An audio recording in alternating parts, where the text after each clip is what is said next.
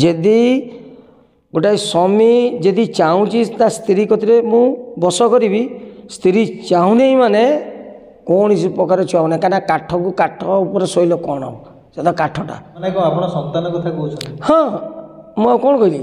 जदि भाग्य है नहीं सेकेंड बाल जदि हो गला आ गोटा जाबडा बाजीगला तो पब्लिक भी पचार तो भाईटा छुआ है मु कहली छुआटा कौन निहाती दरकार गोटा स्त्री सदा बेले ता स्वामी की जदि प्रेम बंधन में बांधी थव आ स्वामी जी ठीक थव कहीं मुझे संसार करी जानी कहीं जो मुझे आज्ञा तो छुआ को 14 वर्ष होता बाई आप विश्वास करें नहीं मोर कौ वर्षर छुआ नष्ट हो 5 वर्षर 5टा गले गोटे छुआ मरीगला मोर बास ना 2टा पुओ 2टा झील मोर 8टा या नाती नातुणी पूरी भी मो एज अच्छी देखे आम बुढ़ी कहे ऐसे बहुत खेल कौन बुझे से मु भारी खुशी अच्छी गोटाए स्त्री कति मुझे कहूँ आपण मत मीडिया नियंतु न नियंतु गोटाए स्त्री संपूत जदि ता स्वामी की चॉइस कर मुझे कहीदेली प्रथम चौटी डेलीवरी हो जाता ग्यारंटी दूँ माने रहीगला डेलीवरी माने कौन रहीगला तार छांच कहीं जदि गोटा झील बेसी जदि पुओ को आकर्षण कर भल पाई तो पुओ देख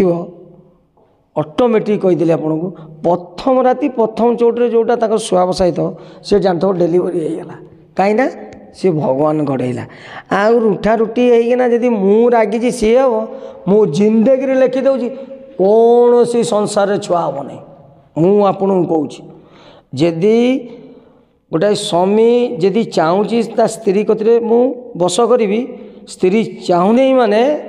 कौन प्रकार छुआ होना कहीं काठ को काठ उपर शोल कौन हम से तो काठटा तेणुक ना मन मिसवा गोटाए रे संसार कई ना जे तार छुआ होनी आ सेठी जदि 2टा फाँक थव जदि स्त्री रागुथव स्वामी जाऊ तो स्वामी जो चाहू तो स्त्री जाऊ तो मुझे लिखिदेली संसार कौट छुआ हेनी कहीं आपण निजे से स्पिरिट को नियंतु माने सत्य को कि मु कौन भूल करमती जदि भाग्य है नहीं सेकेंड बाल जदि हो गला आ गोटा जाबडा बाजीगला यहाँ मुझे लिखि दूँगी माने को आपण संतान कथा कहउछन। हाँ मु कौन कहली जदि आपण मैंने देखो समस्ते भाई मैंने पचार कथा मत पब्लिक भी पचार तो भाईटा छुआ है मु कहली छुआटा कौन निहाती दरकार रिलैक्स कर 10 वर्ष बाद रोचे 30 वर्ष छुआ गोटाए हो ही तो तेणु अभी तो आपको कहीदेली आंकर जलिया था सरीगला अभी संसार पाली जदि सार बा हेले से 3टा को कि बाप माँ को जदि बाले मुझे लिखिदेली जदि बाघर मसेक जदि से पिला डेलीवरी तो जानते हो प्रथम 100 रात डेलीवरी मुझे कहूँ कहीं सेटा भगवान गढ़ाए आ मु मन कथा कहीदेली गोटा स्त्री सदा बेले ता स्वामी की जदि प्रेम बंधन में बांधी थव आ स्वामी जी ठीक थव से छुआ बाघर हवा पूर्व जानते हो 3 दिन कौन 4 दिन सुहाग रात तार बंद मुझे कहूँ कहीं मुझे संसार करी जानी कहीं जो मुझे बाईदेली आज्ञा ये छुआ को 14 वर्ष होता बापा मरीजु मु बाईगली मत से 23 वर्ष बाईगली आप विश्वास करें नहीं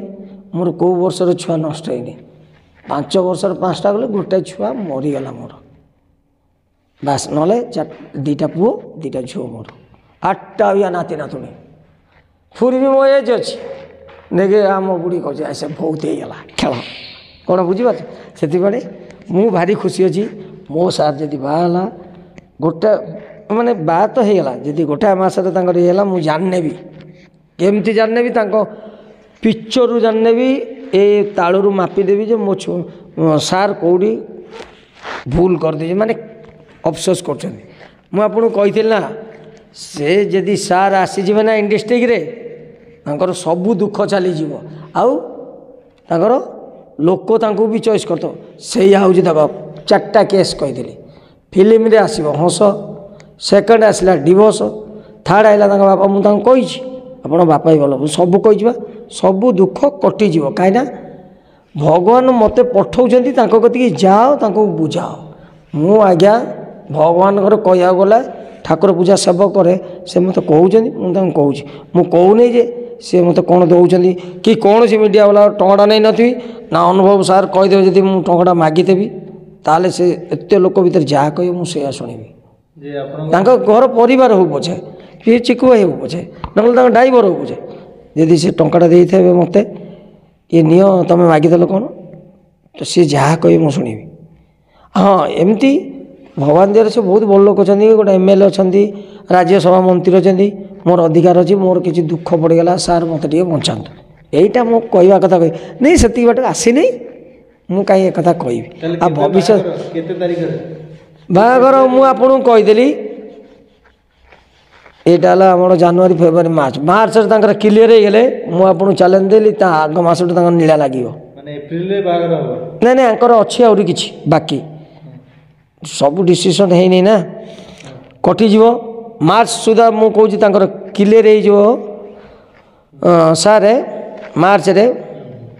ମାର୍ଚ୍ଚ ପରେ କ'ଣ ପଡ଼ୁଛି ମେ ପଡ଼ୁଛି। ଗୋଟେ ଖବର ଆସିବ ଫେବୃଆରୀ 14ରେ ଅନୁଭବଙ୍କର ଦ୍ୱିତୀୟ ବାହାଘର ହେବ। ନାଇଁ ନାଇଁ ଏଇଟା ଏଇଟା ଯିଏ ଭାଇରାଲ ଯିଏ କରୁଛନ୍ତି ସେ ଜାଣୁନାହାନ୍ତି ଯେ ତାର ଅନ୍ତର ଲୋକ କିଏ ଅଛନ୍ତି। ମିଡ଼ିଆ ବାଲା ଅଛନ୍ତି, ତାଙ୍କର ଯେଉଁମାନେ କଳାକାର ସେମାନେ ଅଛନ୍ତି। ଆଉ ମୁଁ ବି ଖାସ୍ କହିବାକୁ ଗଲେ କିଏ ଜାଣନ୍ତୁ ନ ଜାଣନ୍ତୁ ଆଗେ ମୁଁ ଜାଣି କ'ଣ ନାଇଁ ନାଇଁ ଏ ସେମିତି ପ୍ରକାଶ କରନ୍ତୁ ନାଇଁ, ଭଲ ନୁହଁ। କାହିଁକିନା ଦେଖନ୍ତୁ ଯଦି ଫେବୃଆରୀରେ ବାହାଘର ଥାନ୍ତା ତାଙ୍କ ବାପା ପିଛାରେ କେତେ ଲାଗିଥିଲେ କହିଲ, ଆଉ ଅବିକା ତାଙ୍କର ହସ ଆସିଗଲା